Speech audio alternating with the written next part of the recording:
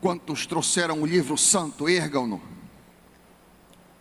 É muito importante que você acompanhe tudo que eu ou qualquer pastor ensinar, para ver se está em conformidade com a palavra do Senhor. Opinião de pastor não tem muito valor não. O que tem valor é a palavra do Senhor, amém? É isso que tem valor, é isso que nós seguimos. Nós vamos continuar a exposição desta carta, estamos chegando ao final.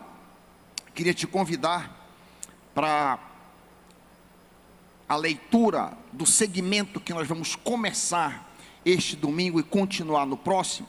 Filipenses 4, nós vamos cobrir 14 a 20, na realidade 14 a 18, mas nós vamos ler duas vezes esta unidade sermônica, neste domingo e na próxima. Filipenses 4, a partir do versículo 14, eu leio na ARA, você acompanha na sua tradução, acompanha na tua tradução comigo. Todavia, fizestes bem, associando-vos na minha tribulação, e sabeis também vós, ó Filipenses, que no início do Evangelho, quando parti da Macedônia, nenhuma igreja se associou comigo, no tocante a dar e receber, senão unicamente vós outros, porque até para Tessalônica mandastes não somente uma vez, mas duas, o bastante para as minhas necessidades. Não que eu procure donativo, mas o que realmente me interessa é o fruto que aumente o vosso crédito. Recebi tudo, tenho abundância, estou suprido, desde que Epafrodito me passou as mãos, o que me veio de vossa parte, como aroma suave, como sacrifício aceitável e aprazível a Deus. E o meu Deus, segundo a sua riqueza em glória, há de suprir em Cristo Jesus cada uma de vossas necessidades. Ora, a nosso Deus e Pai seja a glória pelos séculos dos séculos. Amém. Pai querido, fala conosco, que eu desapareça, Pai, e que o Senhor apenas esteja diante de nós, falando aos nossos corações. Tira todo espírito de distração, tira toda tentativa diabólica de distrair as nossas mentes, a fim de que nós não absorvamos a Tua palavra. Queremos ouvir, entender e aplicar a Tua palavra, queremos aprender com a Tua palavra, em nome de Jesus, amém. A parte final desta carta, hoje é a 50ª exposição, 50 pregações em cima desta carta. A parte final dela trata da gratidão de Paulo pelo dinheiro que os filipenses haviam enviado a ele. Vocês notaram que o texto que nós lemos, o segmento que nós lemos, inicia com a palavra todavia. Há um contraste entre este segmento e o segmento que veio imediatamente antes, que nós examinamos da última vez que pregamos esta carta. A título de recapitulação, vale a pena a gente dar uma olhada qual é o contraste. Todavia aponta para um contraste, e o contraste começa no versículo 10. Paulo se alegra pelo fato dos filipenses terem agora enviado ajuda para a manutenção pessoal do apóstolo. Os filipenses já haviam ajudado o apóstolo antes, e agora estavam ajudando mais uma vez. Em termos modernos, os filipenses eram mantenedores de Paulo, para a gente usar essa linguagem que a gente usa hoje. Nos versículos 11 e 12, que está aí na tua Bíblia, Paulo afirma que, embora seja grato pelos irmãos filipenses, eles não deveriam pensar que o apóstolo estava triste por estar passando por necessidades. Ao longo da vida, diz Paulo, ele havia aprendido a estar contente em todas as situações. Poderíamos parafrasear os versos 11 e 12 da seguinte maneira, a paráfrase é de minha autoria agora, escutem a paráfrase. Eu agradeço a oferta generosa que vocês enviaram, queridos irmãos filipenses, mas eu não estou triste por estar passando necessidade. Eu me ajusto a qualquer situação, seja situação de conforto ou de desconforto, seja dormindo a céu aberto, seja dormindo em um bom hotel, seja doente, seja sadio, seja passando fome ou tendo muita comida, seja o que for, eu jamais reclamo de nada. Eu aprendi a nunca murmurar. Está aí a paráfrase dos 2 versículos. Que tremendo aprendizado Paulo recebeu na escola de Jesus.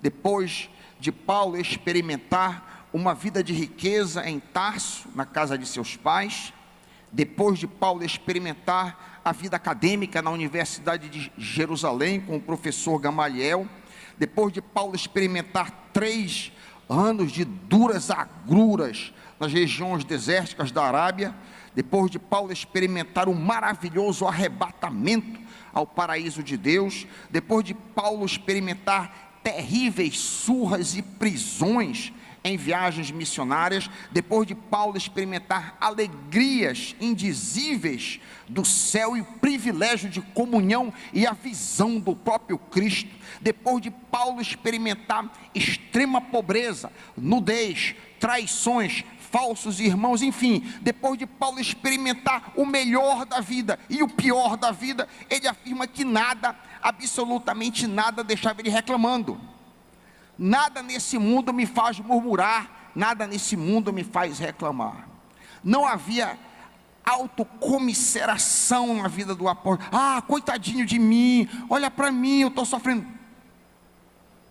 Longe disso. Coitado de mim, olha como eu estou passando mal, eu estou passando fome. Não havia autocomisseração nunca na vida do apóstolo, uma grande lição para nós. Ele aprendeu a nunca lamentar. Tivesse ele muito dinheiro, como ele teve fases de muito dinheiro, inclusive, não está aqui no meu script, mas no final da vida de Paulo, Paulo fica riquíssimo. Já parou para pensar nisso? Paulo fica riquíssimo no final. Provavelmente ele recebeu uma herança tremenda, porque imagina você alugar um imóvel no centro do mundo. Imagina você alugar um imóvel, por exemplo, em Washington, ou imagina você alugar um imóvel em Nova York, no centro da cidade. Paulo morou em Roma, em um imóvel alugado. Então Paulo experimentou o pior da vida, mais baixo, e Paulo experimentou o melhor, mais rico, mais elevado na vida. De tudo ele experimentou. Por isso que ele disse: tudo posso naquele que me fortalece. Aprendemos aqui que Deus nos fortalece para estarmos contentes em qualquer situação, seja de tristeza, seja de alegria, seja de sucesso, seja de fracasso, seja de vitória, seja diante de catástrofe, seja diante do nascimento de um filho, seja diante da morte de um filho.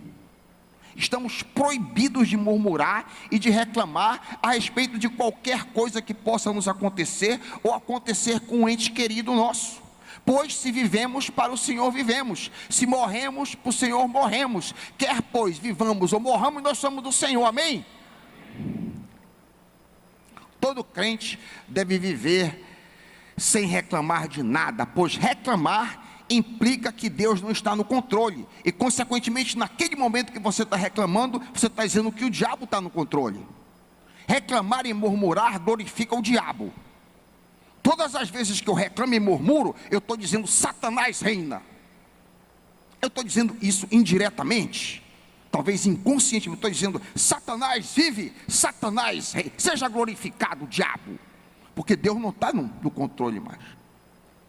Então é importante nós nunca reclamarmos, nunca murmurarmos de nada.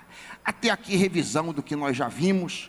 Vamos nos voltar para Filipenses 4,14, que é o texto que nós lemos nesta manhã. Depois de agradecer aos filipenses, mas ressalvando que sua gratidão não implicava insatisfação com as circunstâncias, Paulo diz: todavia, para reafirmar a sua gratidão e a justeza da obra deles. Olha comigo, 14, todavia fizestes bem. Eu estou contente, mas fizestes bem em associar-vos na minha tribulação.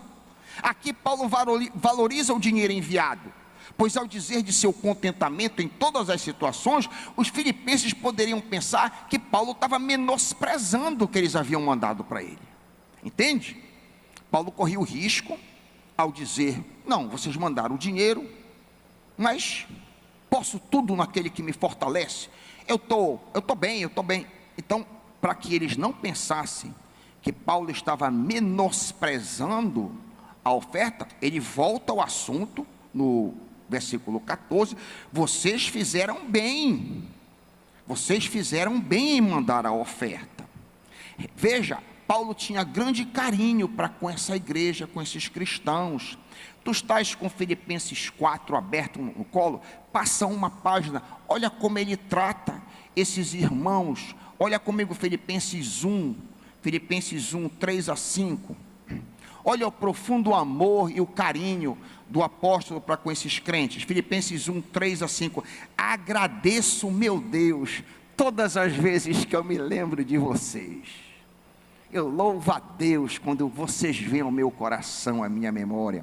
Em todas as minhas orações em favor de vocês, sempre oro com alegria por causa da cooperação que vocês têm dado ao Evangelho, desde o primeiro dia até agora. Os crentes filipenses foram os únicos que se tornaram mantenedores do apóstolo. Paulo não aceitava receber dinheiro de qualquer pessoa. Paulo não aceitava receber dinheiro de qualquer igreja. Paulo não aceitava ser mantido por qualquer um. Lembramos que o apóstolo se automantia pela fabricação de tendas, Atos 18:3. Ele, por exemplo, nunca recebeu oferta dos Efésios. Ele diz isso explicitamente em Atos 20:34. Nunca recebeu nada ele nunca recebeu nada dos Tessalonicenses. Um outro exemplo, 1 Tessalonicenses 2:9. Irmãos, certamente vocês se lembram do nosso trabalho esgotante e da nossa fadiga. Trabalhamos noite e dia para não sermos pesados a ninguém, enquanto lhes pregávamos o Evangelho. 2:3:8. Não comemos coisa alguma. Todas as vezes que Paulo comia na casa, ele tinha o cuidado de pagar. Não comemos nada à custa de ninguém. Então Paulo tinha muito cuidado para não aceitar favor e dinheiro de ninguém. Talvez o mais importante seja o caso dos corintianos. Todo mundo sabe o quão difícil era a igreja dos coríntios, e ele de maneira nenhuma nunca aceitou nada dos corintianos. 1 Coríntios 9, 11, 12. Se entre vocês semeamos coisas espirituais, seria demais colhermos coisas materiais? Se outros têm esse direito de ser sustentados por vocês, não teremos nós muito mais direito? Mas nós nunca usamos desse direito. Pelo contrário, suportamos tudo para não colocar obstáculo ao Evangelho. Olha que lição nós podemos tirar da postura de Paulo com relação a dinheiro. O apóstolo não se permitia receber recursos em locais onde ele achava que, se valer desse direito, poderia comprometer o seu ministério. Ou seja, embora Paulo achasse que era legítimo, sim, era direito que o ministro do Evangelho fosse sustentado pela igreja, onde quer que ele suspeitasse que tal sustento poderia comprometer a sua liberdade de pregar a verdade, ele rejeitava o apoio financeiro imediatamente. O maior exemplo de todos, é até cômico, o maior exemplo de todos é o caso dos carnais, imaturos corintianos, a quem Paulo disse: eu prefiro morrer do que receber dinheiro de vocês. Se você tem dúvida do que eu estou dizendo, 1 Coríntios 9, 14 e 15. 1 Coríntios 9, 14 e 15. Ele afirma o direito dele, mas olha só como ele termina. O Senhor ordenou que aqueles que pregam o Evangelho, ele, no caso, que vivam do Evangelho, mas eu não tenho usado de nenhum desses direitos, e eu não estou escrevendo isso na esperança que vocês agora façam, que vocês me dêem dinheiro agora. Prefiro morrer a permitir que alguém me prive deste orgulho. Qual a consequência da postura do apóstolo para mim e para você. Qual é a consequência? Qualquer pessoa que pregue o evangelho, seja pastor como eu, seja missionário, seja bispo, seja professor de EBD, seja presbítero, seja educador, seja o que for, não deve se vender por dinheiro, ou por medo de ofender a audiência. Ah, mas se eu disser isso aí, ele vai suspender o dízimo dele. Se eu ensinar isso lá na EBD, tem um irmão lá que pode se ofender comigo. Essa aqui é a consequência direta do que a gente está vendo aqui. Se eu pregar determinado assunto, tem uma pessoa lá que está nessa situação e pode se aborrecer comigo. Não. A liberdade daquele que ensina a palavra, seja ele na categoria que ele estiver, deve ser total. Ele deve ensinar a verdade. Doa a quem doer. Isso é o evangelho. Aquele que ensina deve ser fiel à verdade, sem se preocupar se vai agradar ou desagradar aqueles que estão ouvindo. Outra vez, a postura de Paulo é exemplar para todos nós. Muitos aqui ensinam, além de mim, muitos aqui, existem vários professores de EBD aqui. Então essa palavra é para você. Existe muita gente que ensina privadamente, que discipula alguém. Essa palavra é para você. Olha a postura do apóstolo Paulo em 1 Coríntios 4, 1 a 3. Olha que exemplo para mim e para você. 1 Coríntios 4, 1 a 3. Que os homens nos considerem como ministros de Cristo, dispenseiros dos mistérios de Deus. Além disso, requer-se dos dispenseiros que cada um se ache fiel. Agora, pouco me importa ser julgado por vocês. Pouco me importa ser julgado ou por qualquer tribunal humano. De fato, nem eu mesmo me julgo. Não me interessa o que é que vocês pensam a meu respeito, isso é do meu ensino, nem qualquer corte que porventura se levante. Por sinal, ele vai ao extremo, nem mesmo eu me julgo. Quem vai me julgar é o Senhor. Eu sou dispenseiro das verdades do evangelho, e os resultados serão medidos, serão aferidos pelo Senhor. Por isso, o ministro do evangelho, um professor, é chamado para pregar as verdades do evangelho. O objetivo, claro, nunca é ofender propositalmente ninguém, mas a verdade muitas vezes é naturalmente ofensiva. A verdade muitas vezes nos ofende por sermos pecadores. A verdade nos afronta e nos confronta. É ou não é? É só a mim? Só sou eu que sou confrontado muitas vezes, quando eu estou, meu Deus, eu não estou fazendo isso aqui. A verdade nos afronta e nos confronta. E qual deve ser a reação, a minha e a tua reação diante da verdade? Diferente dos corintianos, a marca de um crente maduro é que, ao invés dele ficar ofendido, ele procura se corrigir. Ele procura se corrigir. Ele procura crescer, ao invés de se ofender. Se ofender é marca de orgulho e imaturidade. Todas as vezes que eu me ofendo, por alguma razão, o fulano não falou comigo, ou disse uma coisa que eu não gostei, isso mostra que eu sou orgulhoso. Porque se eu não sou nada, eu sou insignificante, como eu tenho que pensar de mim mesmo, que interessa que a pessoa diga isso aí? Eu vou encontrar, louvado seja Deus pela tua vida, meu irmão, glória a Deus. Mas ofensa é quanto mais você se ofende, quanto mais melindroso você for, mais orgulho está no seu coração. Nunca esquece isso.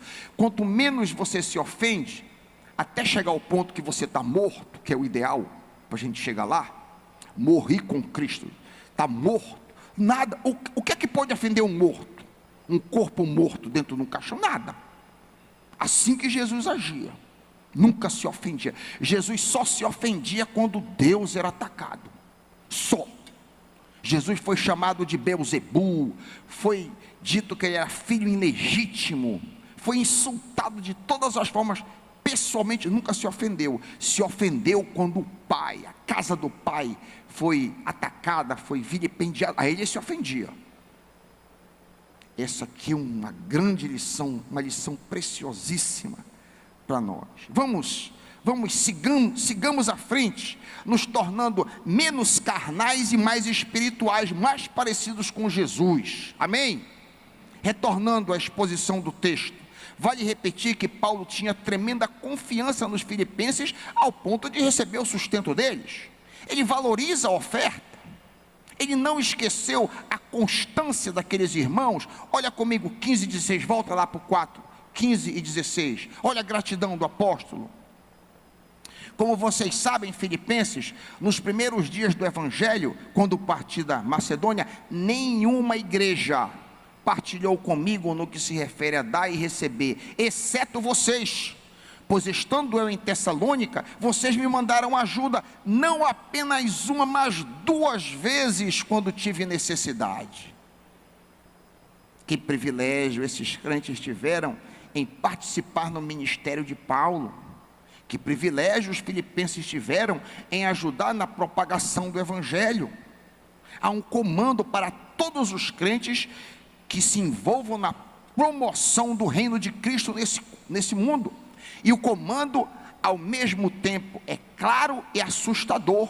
É claro quando diz: ide por todo o mundo, pregai o Evangelho a toda criatura. Quem for batizado, quem crê e for batizado, será salvo. Mas o comando também é assustador: quem não crê, será condenado ao inferno. Não sou eu que estou dizendo isso, está escrito em Marcos 16, 15. Eu estou dizendo inferno porque fica implícito. Condenado a quê? Condenado à prisão física? Claro que não. Condenado à perdição eterna. Marcos 16, 15. Esta pregação do Evangelho, esta propagação da mensagem de Cristo, essa promoção do reino de Deus, pode ser feita de muitas maneiras. Pastor Raik, eu ouvi esse comando, como que eu posso colocar em prática na minha vida? De muitas formas. A primeira maneira que a gente pode ser cooperador do Evangelho é através do nosso testemunho pessoal.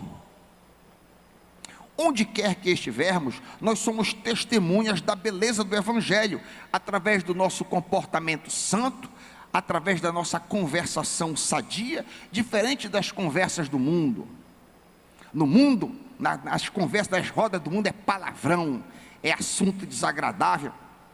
Você imediatamente, a sua conversa não é aquele tipo de conversa. Você está sendo propagadora, você está espalhando o bom perfume de Cristo. Jesus não tem agente secreto, eu já disse isso aqui N vezes. Jesus não tem agente secreto, ele só tem fiéis testemunhas da verdade. Nenhum de nós, eu e você, podemos nos isentar da responsabilidade de sabiamente pregar e promover os valores do reino de Deus. Amém, meus irmãos? Você é testemunha do Senhor onde você está, na sua comunidade, lá na padaria onde você compra pão, lá com a roda de amigos, na faculdade. Deus tenha misericórdia de você na faculdade. Onde você está, você é testemunha do Senhor Jesus. A segunda maneira de nós nos envolvermos na obra do Senhor é através de uma vida de serviço para a sua igreja, que é o seu corpo neste mundo. Não existe nenhum crente na face da terra que não tenha pelo menos um dom dado pelo Espírito. Todo crente, toda pessoa regenerada tem pelo menos um dom. Onde é que está escrito isso? O senhor pode provar? Perfeito, Efésios 4, 7. a cada um de nós, foi concedida a graça conforme a medida repartida por Cristo. É cada um, não tem exceção. É possível que você tenha 2, 3, 10 ou mais dons, é possível. Mas, pelo menos um, você tem que ter, senão você não é crente. Você não é crente. Talvez você seja crente e você não saiba qual é o dom que você tem, mas você tem que ter. Algum dom você tem que ter, para que você sirva no corpo de Cristo, para que você sirva na igreja do Senhor Jesus. A Bíblia mostra uma grande variedade de dons. A Bíblia não pretende ser exaustiva. Eu já vi lista de teólogo compilando todos os, olha, está aqui todos os, não, isso aqui é uma ilustração. Os apóstolos não estavam querendo dizer, isso aqui é tudo que existe, não é uma lista exaustiva que pretende cobrir. Para uma era como a nossa, de computador, de tanta coisa, existem vários outros dons, uma infinidade de dons que são dadas ao corpo de Cristo, para que a gente sirva a igreja do Senhor Jesus. Há uma variedade de dons carismáticos, como cura, operação de milagres, etc., que infelizmente esses dons mais, digamos assim, estáticos, sensacionalistas, são mais buscados do que dons que são mais comuns, como por exemplo, o dom da sabedoria, o dom da fé, o dom da porção extraordinária da fé, o dom do ensino, o dom do discernimento, o dom do serviço, o dom da misericórdia, o dom de contribuir, o dom de administrar. Recentemente, na classe onde eu ensino integração, recentemente não, semestre passado, tem uma jovem senhora que me ajuda. Ela disse para mim, pastor, qual é o meu dom? Eu digo, é muito claro que o teu dom é serviço. Ela serve com uma alegria, ela traz bombom para o pessoal que está fazendo aniversário, natural. É óbvio que aquela jovem senhora tem esse dom, e todos nós temos um dom, pelo menos um. Repito, podemos ter 2, 3, 10 mil dons, mas um você tem para servir na casa do Senhor. O fato é que todos nós temos a responsabilidade de trabalhar na igreja de Cristo de alguma forma, é comando. Você tem servido na casa do Senhor? Você tem servido na casa do Senhor? Você tem trabalhado na obra do Senhor? Eu sei que muitos aqui fazem isso.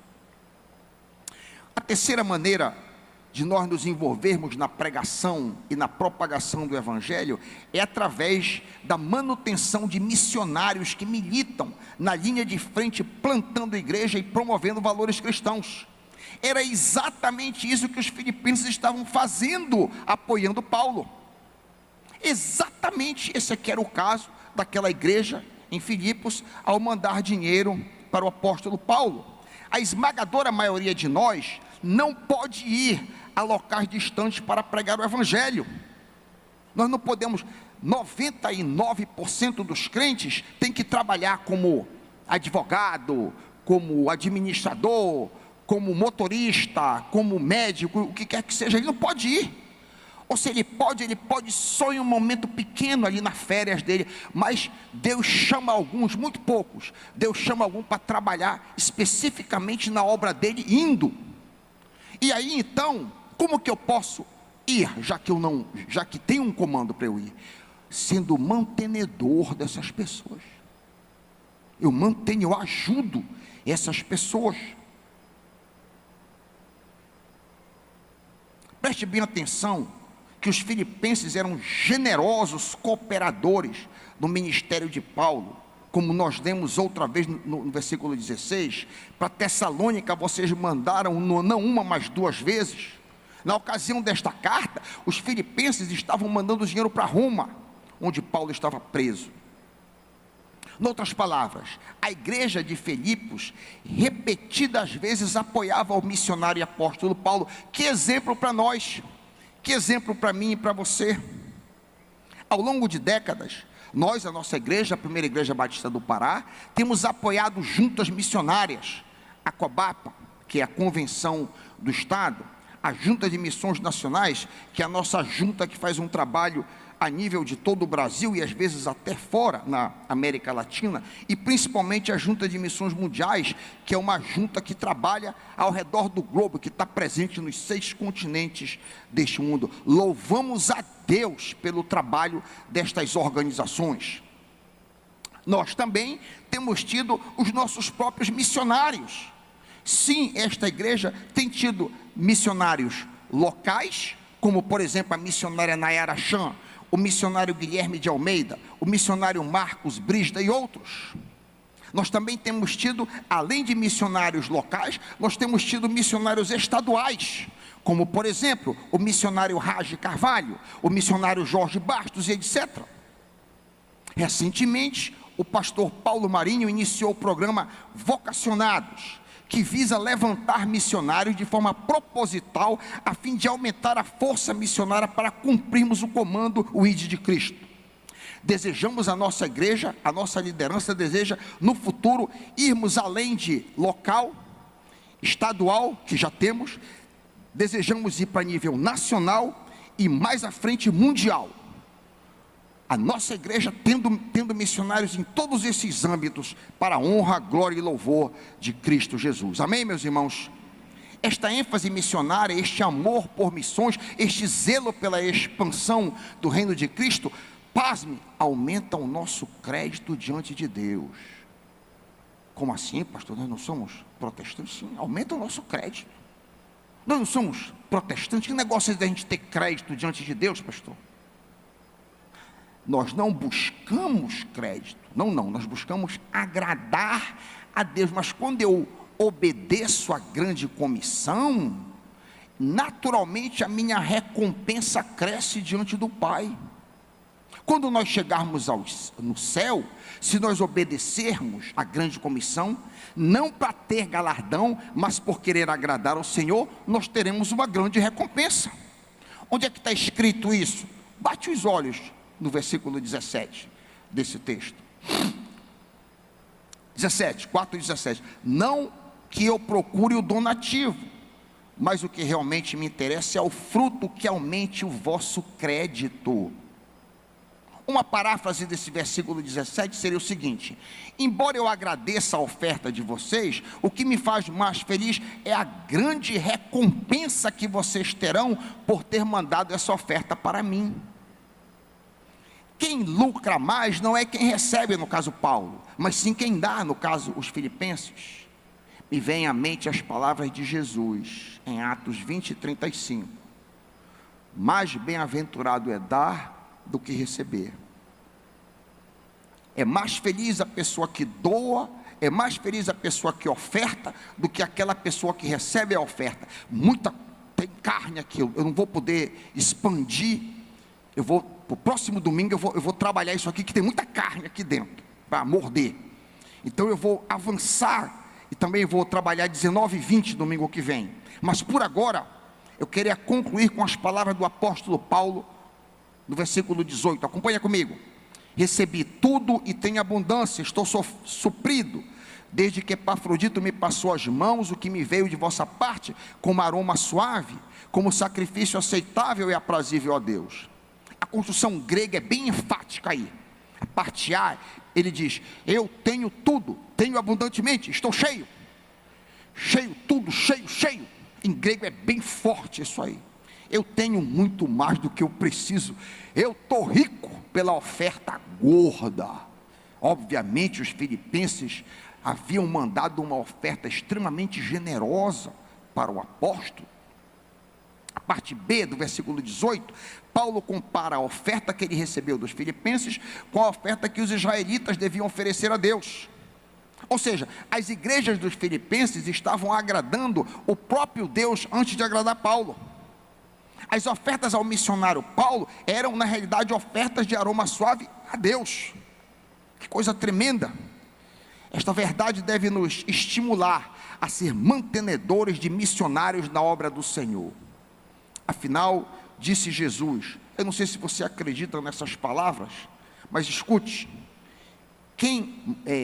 Mateus 10:41, quem acolhe um profeta como alguém que fala da parte de Deus, recebe a mesma recompensa de um profeta. Quem acolhe um justo por causa da justiça, recebe a recompensa igual a dele. Para pensar nisso. Reflete nisso. Você não pode ser, talvez, um pastor ou um missionário, mas quando você apoia uma causa justa e santa, você vai receber o que aquele missionário vai receber também. Não é uma coisa extraordinária? Mas pastor Raik, eu não faço quase nada pelo reino. Pastor Raik, eu tenho o meu tempo está todo tomado com tantas atividades.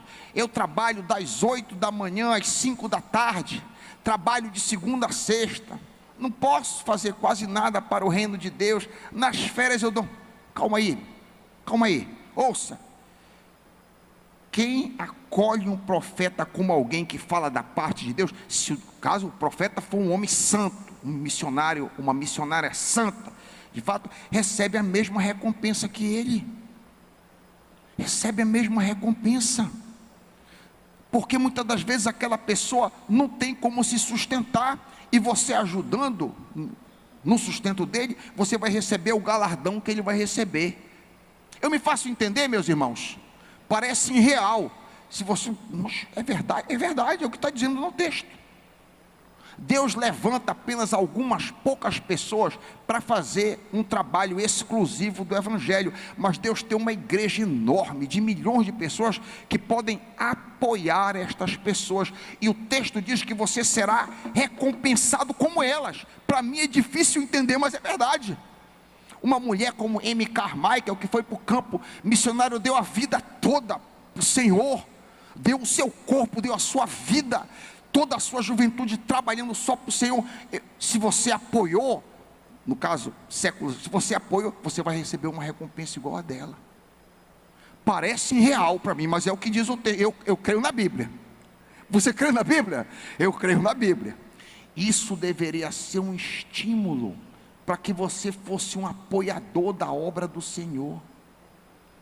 Isso deve encorajar você, dizer, puxa, meus olhos foram abertos para essa realidade, eu quero participar também. Nós temos alguns missionários aqui na nossa igreja, você pode participar e ajudar. Que todos nós possamos oferecer ofertas de aroma suave ao Senhor, através de envolvimento em sua obra. Domingo que vem o pau continua quebrando para a honra, glória e louvor de Cristo Jesus, amém.